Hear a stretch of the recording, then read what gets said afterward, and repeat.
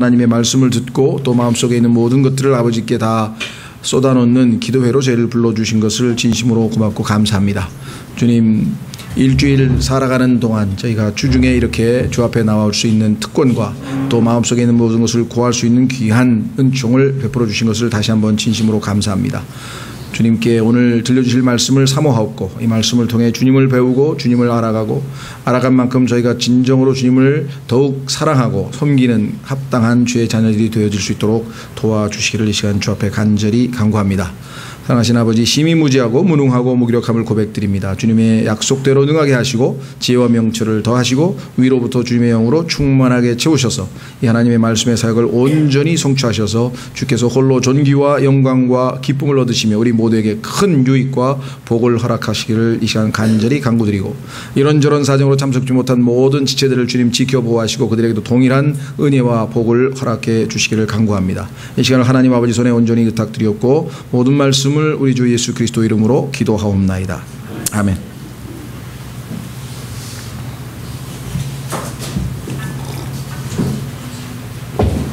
예, 오늘은 히브리 철자의 히브리어 철자의 일곱 번째 철자인 자인이라고 되어 있죠. 자인이라고 되어 있는 그 49절입니다. 시편 119편 49절.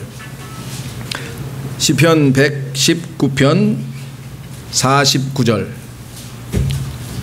시편 119편 49절서부터 56절까지는 히브리어 성경에 보면 이 성경은 전부 다 자인이라고 하는 철자로 시작이 되도록 그렇게 하나님께서 해주셨죠.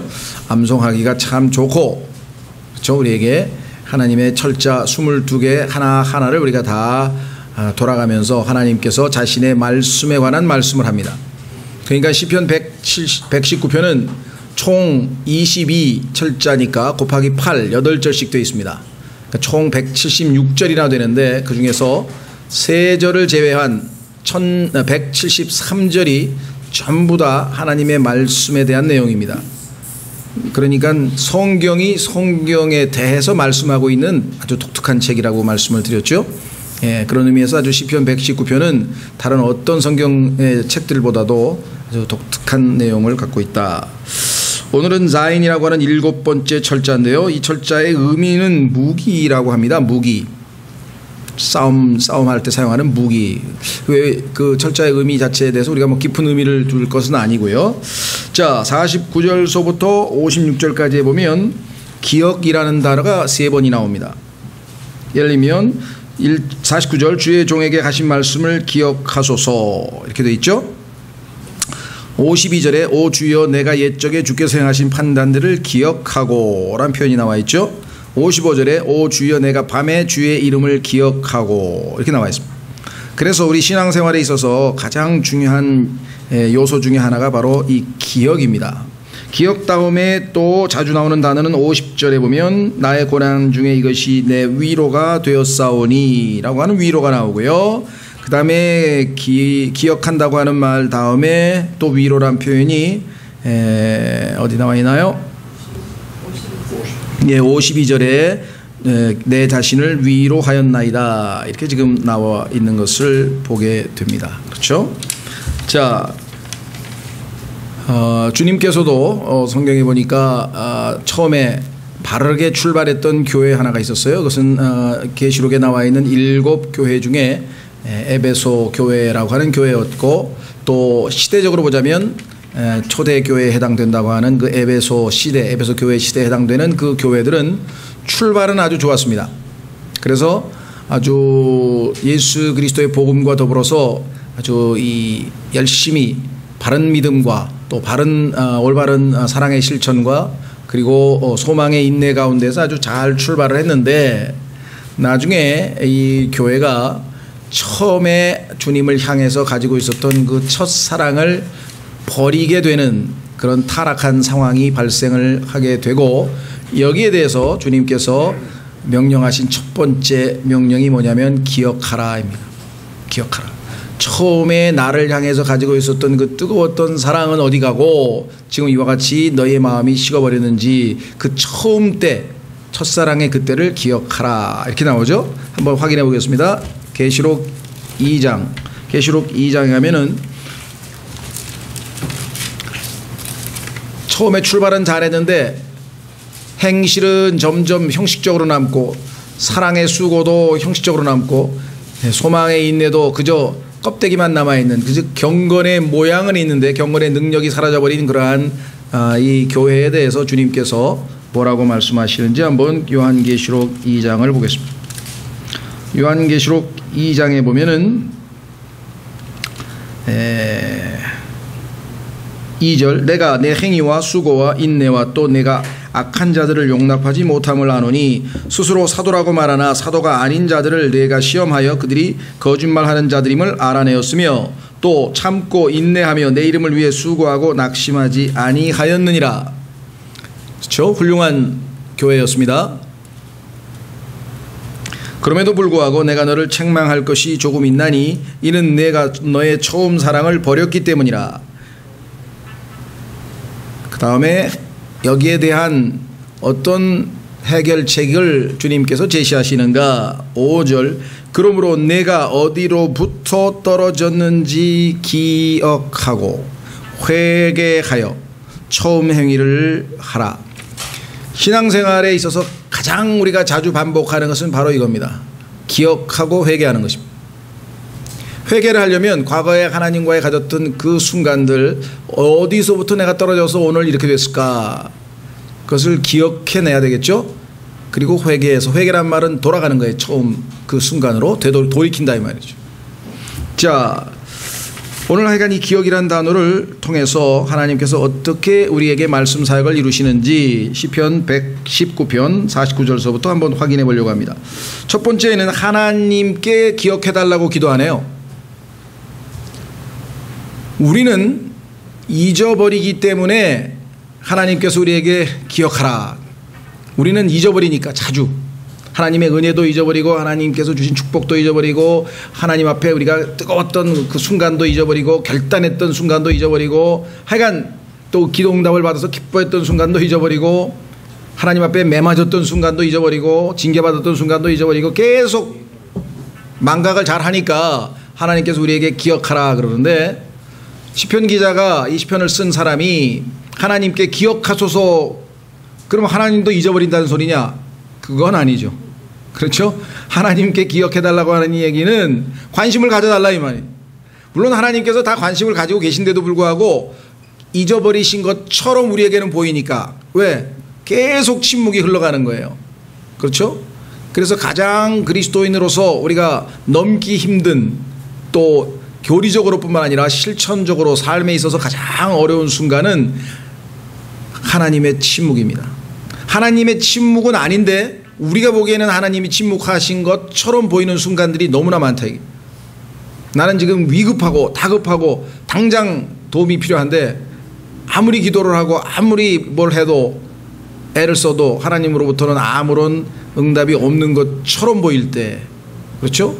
기록된 약속의 말씀은 붙들고 있는데 응답은 안 올 때 그럴 때 이제 우리가 기도하는 것이 뭐냐면 기억해 주옵소서 이렇게 얘기를 하는 거죠. 그래서 누가복음 24장에도 보면은 32절인가 보면은 오른쪽에 달렸던 강도인가요? 하여간 왼쪽에도 오른쪽에도 하여간 그 강도 한 사람이 예수님께 주여 당신의 왕국에 임하실 때에 나를 기억하옵소서 이렇게 기억해달라. 잊어버린다는 뜻은 아니겠죠. 여기도 마찬가지 주의 종에게 하신 말씀을 기억하소서. 주님이 저에게 하신 약속이 있지 않습니까? 그런데 그 약속이 지금 실천이 안 되고 있습니다. 저는 그것 때문에 고통당하고 있습니다. 너무나 힘듭니다. 어떻게 해야 되냐 이게. 주께서 나로 하여금 그 위에 소망을 두게 하셨나이다. 다른 사람은 사람에게 훌륭한 사람에게 아니면 돈에 아니면 권력에 아니면 그 어떤 것에 소망을 두었는지는 몰라도 나는 하나님께서 주님께서 나에게 주신 그 말씀 위에다가 소망을 두었는데 주님께서 그것을 기억하옵소서 관심을 가져 주옵소서 성취해 주옵소서 이렇게 지금 기도하고 있는 것이겠죠. 예. 이 소망이라고 하는 단어가 성경적으로 하나님과 하나님의 말씀 위에다가 둔 소망은 정말 100% 하나님의 신실하심에 따라서 성취가 되니까 완전한 확실한 소망이 되겠지만, 아시다시피 이 세상 사람들 가운데 잘못된 곳에다가 소망을 둠으로 말미암아 낭패를 당하는 경우가 얼마나 많겠습니까? 그렇죠? 그리고 소망한다라고 하는 표현 자체도 이 세상 사람들은 100%의 확신을 가지고 사용을 하지 않습니다. 그렇죠? 예. 예를 들면 너 내일 학교에 와서 나 도와줄 거지? 내가 네 도움이 필요하거든? 꼭 올 거지? 분명히 올 거지? 다짐받을 때 상대방이 만약에 I hope so, 그러면 그게 반드시 온다는 소리는 아니거든요. 안 올 수도 있는 거예요. 그런데 하나님께 우리가 소망을 가지고 있다. 그렇죠? 하나님 위에다가 우리의 소망을 놓고 있다. 저는 확실한 겁니다.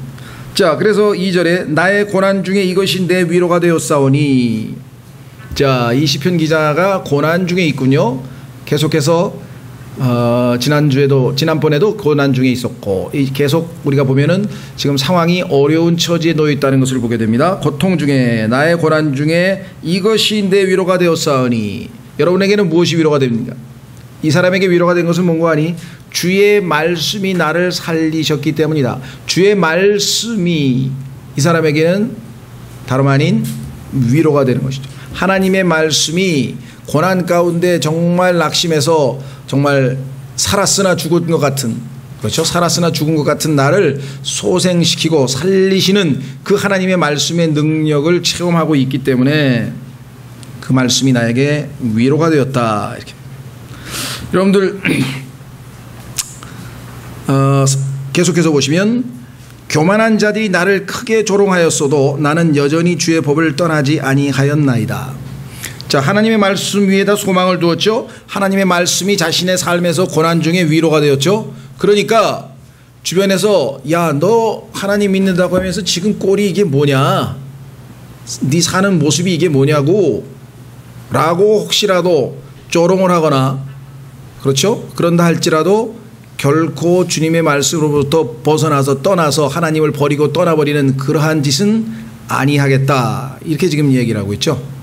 성경에도 보면은 1절서부터 3절까지 하나님께서 우리에게 관심을 기울이시면, 기억해 주시면 얼마든지 고난에서도 벗어날 수 있고 얼마든지 하나님의 말씀에 거할 수 있다는 것을 보여줍니다.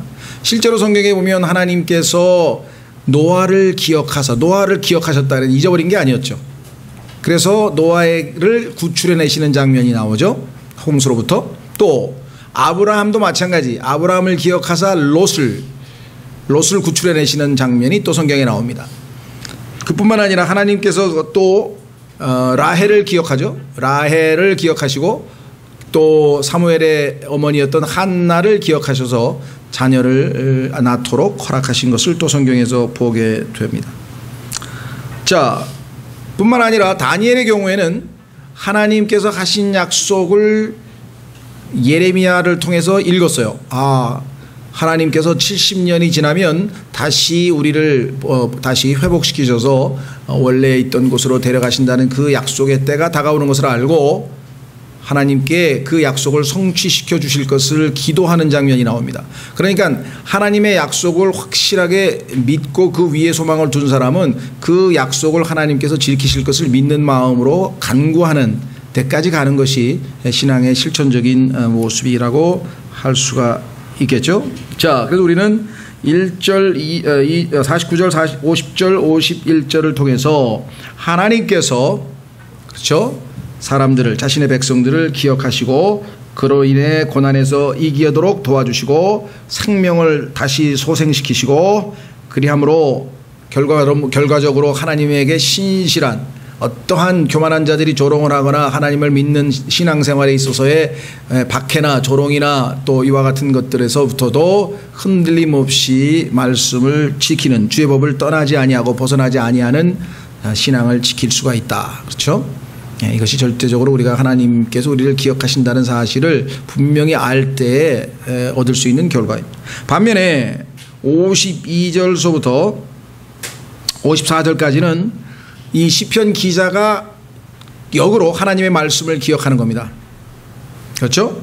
자, 오 주여 내가 옛적에 주께서 행하신 판단들을 기억하고 내 자신을 위로하였나이다. 하나님께서 옛적에 내리신 판단들, 여기서 판단이라고 해도 좋고요, 또 심판이라고도 해서도 좋습니다. 그러니까 우리는 두 단어를, 영어의 똑같은 judgment라고 하는 단어를 우리말로는 때로는 심판, 때로는 판단 이렇게 지금 하는데, 왜냐하면 심판하면은 우리나라의 언어 어감상 부정적으로 형벌과 직접 연관이 돼요. 그래서 심판을 받았다 그러면은 원래 의미는 옳은지 그른지 판결을 받은 건데, 우리에게는 부정적으로 이미 심판하면은 무슨 형벌과 직접 연관이 있는 것처럼 네거티브하게 부정적으로 들리죠. 그렇죠? 사실은 농구에서 심판 보는 사람은 무슨 누구에게 벌을 주는 사람이 아니잖아요. 심판은 규칙을 어겼는지 안 어겼는지를 판단 내리는 사람이잖아요. 그래서 어긴 사람에게는 물론 벌을 주죠. 그러니까 벌과 연관이 없는 건 아니에요. 그러나 심판 자체가 부정적인 것만 의미하는 건 아니잖아요.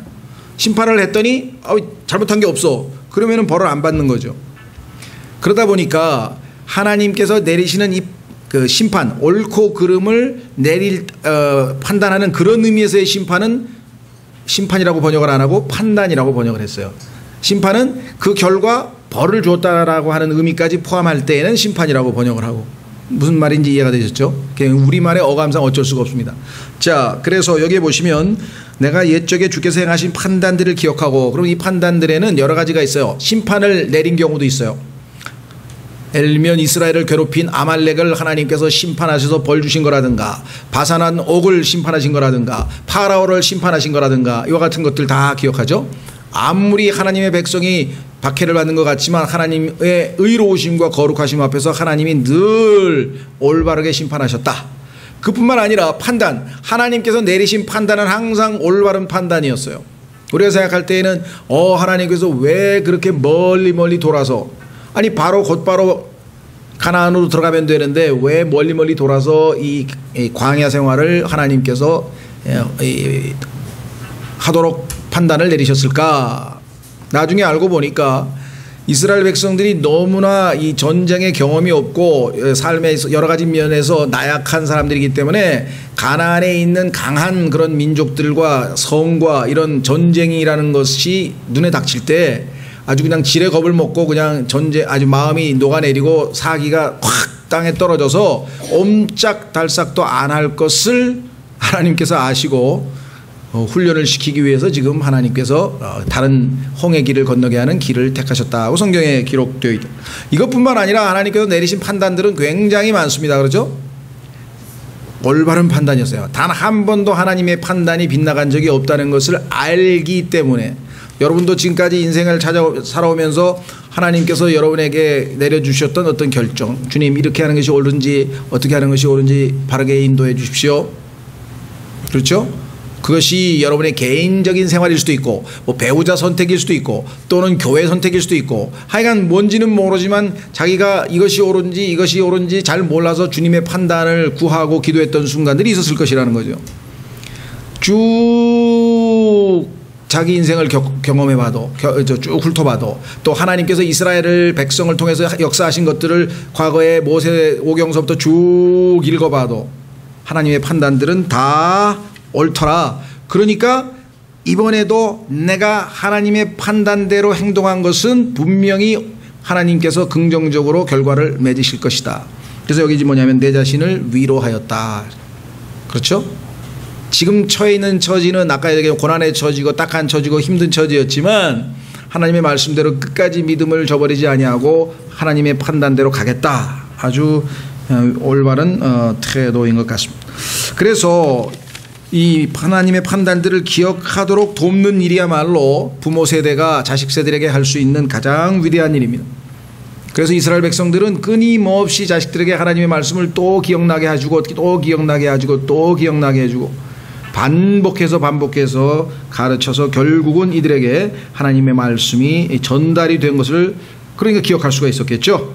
자, 그래서 성경에도 보면 우리 신약에도 그와 같은 명령을 내립니다. 디모데후서 2장으로 가면 지금 현재 교회 생활을 하고 있는 사람들 가운데 얼마나 쉽게 세상으로 떠내려가고 얼마나 쉽게 믿음을 저버리고 얼마나 쉽게 죄에 빠지는가. 하나님의 올바른 판단을 기억하고 있지 못하기 때문에, 지금 기억할 수 있을 만큼 저장된 게 하나도 없기 때문에. 디모데후서 2장 2절 또 내가 많은 증인들 가운데서 내게 들은 것들을 바로 그것들을 신실한 사람들에게 맡기라. 그들이 또한 다른 사람들을 가르칠 수 있으리라. 그렇죠? 이스라엘 백성은 비록 많은 실수가 있었지만 그래도 계속해서 하나님의 말씀들을 전수해 준 거기에는 아주 나름대로 어느 정도 신실했던 것 같아요. 자, 그래서 다시 돌아오시면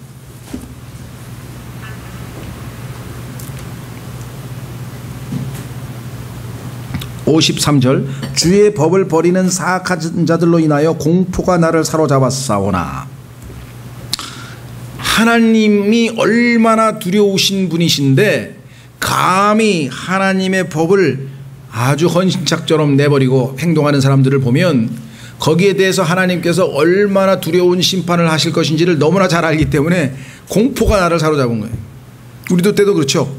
지옥이 얼마나 두려운 줄 아는데 복음을 전했더니 그래 너 잘 믿어라 난 지옥 갈게. 그 순간에 우리 얼마나 당혹스럽습니까? 지옥이 얼마나 무서운 건데, 응? 얼마나 무서운 건데 그 사람의 그 강팍한 마음, 하나님의 말씀을 그냥 아예 매몰차게 거부하는 그 순간에 우리가 그냥 두려움이 생기는 거죠. 그렇죠? 또 때로는 우리가 분노할 수도 있고, 어떻게 그렇게 하나님의 말씀을 헌신짝처럼 버리는가. 주의 법을 버리는 사악한 자들로 인하여 공포가 나를 사로잡았사오나. 어떤 경우에는요 너무나 기가 막혀서 우는 경우도 나옵니다. 136절로 가보시면, 시편 119편 136절로 가보시면 하나님의 말씀을 이렇게 거절하는 사람을 볼 때 이 시편 기자는 울었다고 했어요. 여러분은 어떠신가요? 주변에 복음을 전했더니 전혀 반응을 안 보이고 강팍한 자세를 취할 때 시편 119편 136절 계속 좀 울리는 소리가 들리는 것 같은데 좀 그러지 않아요? 괜찮아요? 뒤에는요? 소리가 이게 조정을 잘 안 하면 울지요?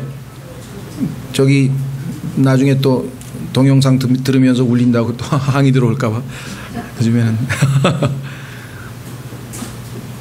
예, 그래서 예, 좀 잘 맞네요. 이제 이게 늘 딱 잘 안 맞으면 136절에 보니까 그들이 주의 법을 지키지 아니하므로 내 눈에 강물이 흐르나이다.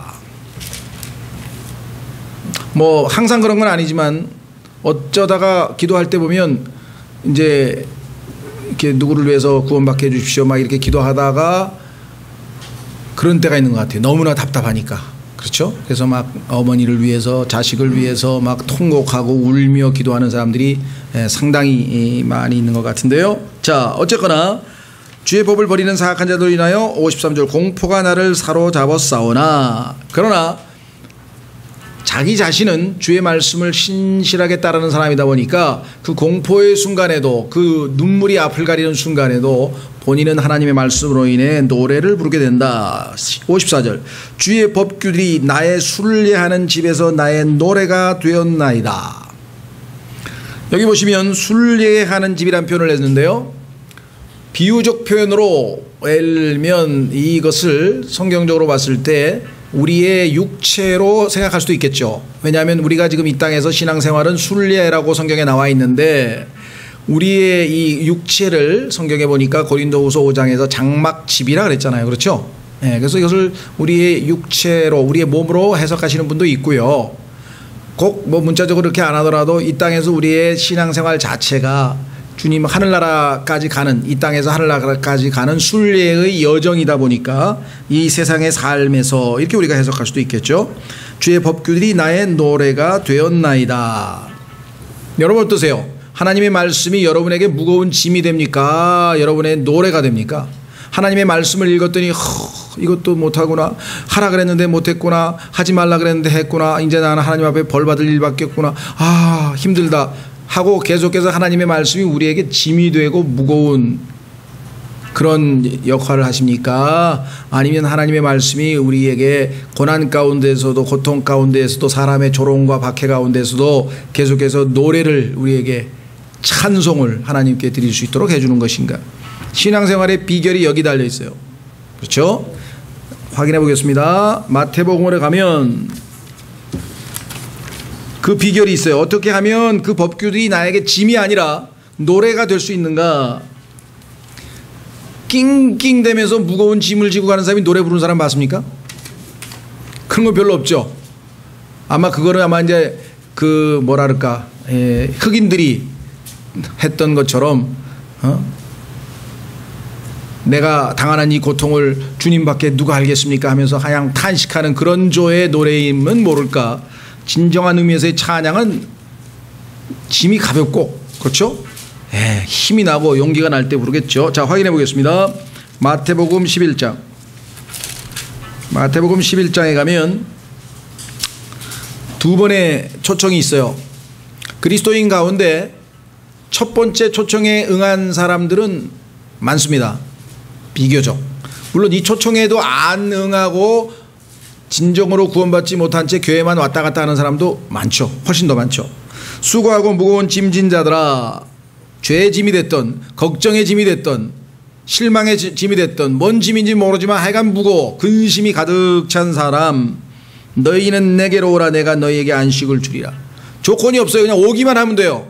아무 조건이 없어요. 오기만 하면 돼요. 구원 초청입니다. 그런데 구원을 받았습니다. 안식을 누립니다. 하나님과 화평을 누립니다. 그런데 29절, 나는 마음이 온유하고 겸손하니 너희 위에 내 멍에를 메고 내게 배우라. 두 가지 조건이네요.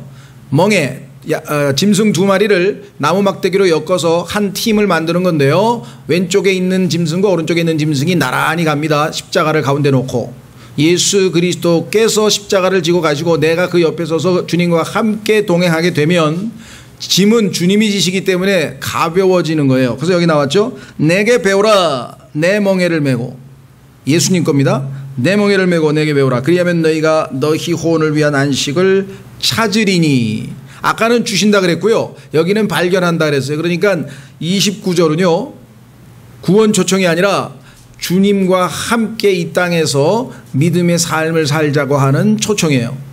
근데 많은 분들이 이 초청에 응하지 않기 때문에 30절에 내 멍에는 쉽고 내 짐은 가벼우니라. 예수 그리스도께서 대신 지어주시면 내 짐이 예수님의 짐이 되고 내 멍에가 예수님의 멍에가 돼서 가볍고 쉬운데, 예수님은 제껴놓고 나 혼자 무거운 짐을 나 홀로 지고 견디다 못해 쓰러질 때. 그게 좋은 게 아니에요. 그렇게 신앙생활 하라는 게 아니에요. 그건 잘못된 신앙생활이라니. 내 멍에가 예수님의 멍에가 되고 내 짐이 예수님의 짐이 되면 가볍다 그랬단 말이에요. 그런 사람은 아까 얘기한 것처럼 노래가 되는 거예요. 법규들이 나에게 노래가 되는 게, 하나님의 말씀이 나에게 짐이 되는 게 아니라 노래가 된다. 왜? 이 말씀을 성취하실 분은 그리스도시다. 내가 사는 것이 아니고 그리스도께서 사실 것이다. 다시 돌아오셔서, 그래서 54절, 나의 순례하는 집에서 나의 노래가 되었나이다. 성경에 보니까요, 우리 그리스도인의 신분, 나는 누구냐 여러 가지가 있는데 그 중에 우리는 신분이 베드로전서 2장에 나그네와 그 다음에 순례자라 그래서 여기 순례라 그랬죠. 나그네와 순례자, 그게 우리 그리스도인이고, 이 세상 사람들은 성경에서 뭐라 그런다 그랬습니까? 방랑자. 또 하나 도망자. 그러니까 이 세상 사람들은 신분이 도망자요 방랑자고, 우리는 나그네요 순례자예요. 도망자라고 하는 것은 어떤 의미에서 도망이냐, 하나님으로부터 도망한 거예요. 진리로부터 도망한 거예요. 생명으로부터 도망한 거예요. 그렇죠? 그래서 오라 그런 거예요. 다시 수고하고 무거운 짐진 자들아 오라, 돌아오라고 지금 성경에서 말씀하시는데, 도망 다니는 사람, 아담아 내가 어디 있느냐. 하나님께서 지금 아담이 죄를 짓고 숨어버리니까 아담 내 이놈 어디 있어 하고 지금 잡으러 오셨습니까? 아니면 너무나 불쌍해서 하나님이 주시고자 하는 영광을 받지 못하는 딱한 처지가 돼서 아담아 내가 어디 있느냐 하고 지금 탄식하면서 아담이 돌아오기를 호소하고 계시는 하나님이십니까? 도대체 여러분이 창세기에서 발견하시는 하나님은 어떤 하세요? 하나님에 대해서 잘못 가르치면요, 하나님이 무슨 검사처럼 죄인 잡으러 다니는 것처럼 잘못 가르치는, 그래서 여호와의 증인이 생긴 거예요. 여호와의 증인들은 그렇게 무서운 하나님에 대해서 배웠기 때문에, 야, 벌 주지 않는 하나님 하나 만들자, 지옥이 없는 종교 하나 만들자, 그래서 만들어낸 거예요. 그거는 잘못된 목사가 잘못 가르쳐놨기 때문에 하나님이 언제 잡으러 댕겨요. 오히려 지금 돌아오기를 기다리고 계시잖아요. 그렇죠? 어떻게든지 다시 가죽옷을 입혀서 기회를 주시려고 하고 계신 그 하나님이심을 놓치고 있다. 그러니까 도망자. 그럼 도망하면 어떻게 됩니까? 갈 곳이 있습니까? 도망하는 사람이 정해놓고 나 저기 가야지, 절로 도망가야지, 그런 사람 봤어요? 도망하는 사람은 그냥 이리저리 떠돌아다니는 거예요. 그걸 방랑자가 된 거예요. 근데 세상 사람들은 그게 멋있나 봐요. 무슨 방랑자요 하면서 막 기타를 치면서 막 방랑자가 되는 게 굉장히 좋은가 보지, 막 자유로운가 봐, 아무데나 막 가니까. 그게 아니죠. 성경에서는 우리는 나그네입니다. 왜? 이 땅에서 살 사람이 아니에요. 하늘 본향을 향해서 지금 가고 있습니다. 나그네 길은 맞아요. 그러나 우리는 순례자예요. 방랑자가 아니라. 순례자와 방랑자의 차이는 목적지가 뚜렷한 사람은 순례자고, 갈 곳이 없이 아무데나 발 닳는 대로 가는 사람은 방랑자고. 이해가 되셨죠? 자, 그래서 이것 우리 베드로전서 2장에 보면은 우리의 신분이 나그네와 방랑자라고 했는데, 여기도 우리가 바로 순례하는 집에서. 55절. 또 이번에는 이 시편 기자가 누구를 기억하느냐, 무엇을 기억하느냐. 아까는 하나님께서 우리를 기억해달라 기도했고, 시편 기자가 주님의 말씀을 기억하겠다고 했고, 이번에는 주님의 이름을 기억하겠다 그랬어요. 55절. 오 주여, 내가 밤에 주의 이름을 기억하고 주의 법을 지켰나이다. 내가 주의 훈계들을 지켰으므로 이것을 소유하였나이다. 자, 밤에 주의 이름을 기억하고 그랬는데, 성경에서 밤이라고 하는 것은 거의 대부분, 물론 밤에 하나님께서 은밀한 가운데 하나님의 말씀을 계시한다든가 긍정적으로 쓰이는 케이스가 한두 번 있어요. 그러나 밤하면 거의 다 부정적인 거예요. 두려움, 공포, 고통, 고난. 그렇죠? 예를 들면 밤의 왕국, 어둠의 왕국, 다 나쁜 거잖아요. 그렇죠? 그러니까 여기서 얘기하는 밤이라고 하는 것은 고통스러운 순간일 수도 있고, 괴로운 순간일 수도 있고, 하여간 병에 걸린 순간일 수도 있고, 하여간 좋은 건 아니에요. 그 상황에서 주의 이름을 기억했다. 그래서 자, 여기 주라고 하는 이름은요, 뭐라고 돼 있냐면은 주라고 돼 있어요. 그러니까 55절에 오 주여 할 때 그 주자가 굵은 글씨로 써 있죠? 짙은 글씨로. 왜? 영어에는 LORD라고 하는 이 단어가 전부 다 4개가 다 대문자로 돼 있어요. 전부 다 4개의 글자가 다 대문자로 있는 이 경우에는 여호와 주는 뜻이에요. 그러니까 주님이 여호와를 나타낼 때에는 4글자가 다 굵은 글씨로 써 있어요.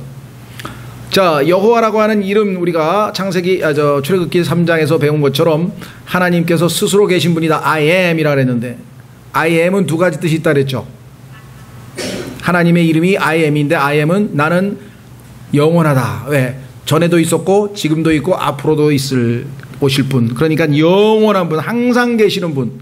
그런 의미에서 하나님은 항상 계시는 분이고 영원하신 분이니까 내가 주님의 이름을 기억할 때 밤에 어떠한 두려움에도 이겨낼 수 있다. 2번째, 하나님은 전능하신 분이란 뜻이죠. 왜? I am 다음에 뭐든지 다 붙일 수 있잖아요.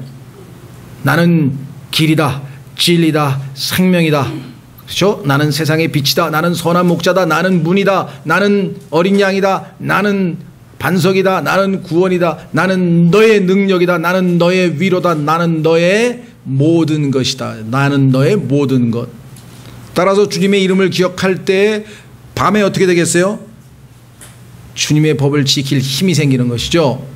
자, 그래서 내가 주의 훈계들을 지켰으므로 이것을 소유하였나이다. 자, 근데 이것이 무엇을 가리키는 걸까요?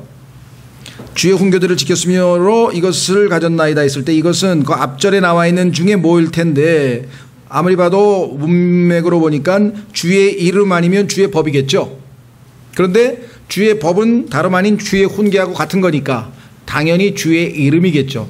그러니까 주의 이름을 내가 소유했다고 하는 얘기는 주님의 성품과 주님의 그 어떤 것들이 전부 다 내 것이 됐다는 거잖아요. 나도 주님의 이름의 일부분이 됐다는 거잖아요. 그렇죠? 예. 그래서 어떤 사람이 자기 가문 있잖아요. 가문에 뭐 김씨 가문에 뭐 이렇게 그렇죠? 일환으로 받아들이겠노라. 뭐 이렇게 하면은 정말 아주 대단한 광영이라 그러나요? 옛날에도 보면 그런 얘기가 있듯이 주님의 이름을 소유했다는 얘기는 주님의 집안의 한 지체로 자기가 참여했다는 뜻인데 그것이 무엇으로 입증되는가? 여기 나와 있죠. 주의 훈계들을 지킬 때. 어떻게 지킬 수 있는가? 밤이라도 고통 중에라도 주님이라는 그분이 누구이신지를 그 이름이 의미하는 바를 우리가 깊이 기억하면 묵상하면 그렇죠? 하나님이 어떤 분이세요? 빛이 있으라 그러면 빛이 있는 분이에요. 나사로야 일어나라 그러면 일어나는 분이에요. 그렇죠? 그러면 그와 같이 어마어마한 전능하신 분이 그분의 집안 소속으로 내가 일부가 되었다. 그러면 그 자기 집안을 보호하지 않을 하나님이시냐 우리가 생각할 때 얼마든지 밤에도 하나님의 말씀을 지키는 신실한 삶으로 살아갈 수 있다. 오늘 세 파트로 나누어서 하나님이 우리를 기억하게 해달라는 기도와 그 기도와 더불어서 나도 하나님의 말씀을 기억하겠나이다. 나도 하나님의 이름을 기억하겠나이다. 그래서 이 세 단계로 셋으로 우리가 시편 119편 49절서부터 56절까지 살펴보았습니다. 한 구절 읽고 마치겠습니다. 잠언 18장 10절에 보시면 잠언 18장 10절에 보시면 바로 오늘 이 말씀과 아울러 우리에게 아주 의미 있는 말씀이 나오죠.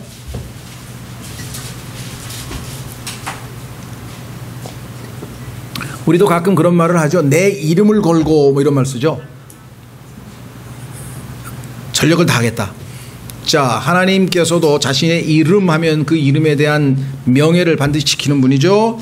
잠언 18장 10절 주의 이름은 견고한 망대니 주의 이름을 우리가 의지할 때 흔들림이 없습니다. 의로운 자는 거기로 달려가 안전을 얻느니라. 우리가 여러분과 제가 이 세상에서 안전하게 그렇죠? 하나님의 보호를 받을 수 있는 것은 그분의 이름에 그렇죠? 달려 있습니다. 이름으로 달려갈 때 그분 앞에 놓여 있는 그 모든 것을 통해서 우리가 견고한 망대이신 주님을 체험할 수 있다. 지금 다 같이 오늘 주신 말씀 통해서 우리도 주님 앞에 어려운 상황에서도 위로를 얻기 위해서 주님 기억해 주옵소서, 우리를 기억해 주옵소서 하는 기도와 또 우리의 믿음으로 주님을 기억하겠습니다. 말씀을 기억하겠습니다. 주님의 이름을 기억하며 살겠습니다. 잠깐 기도하겠습니다.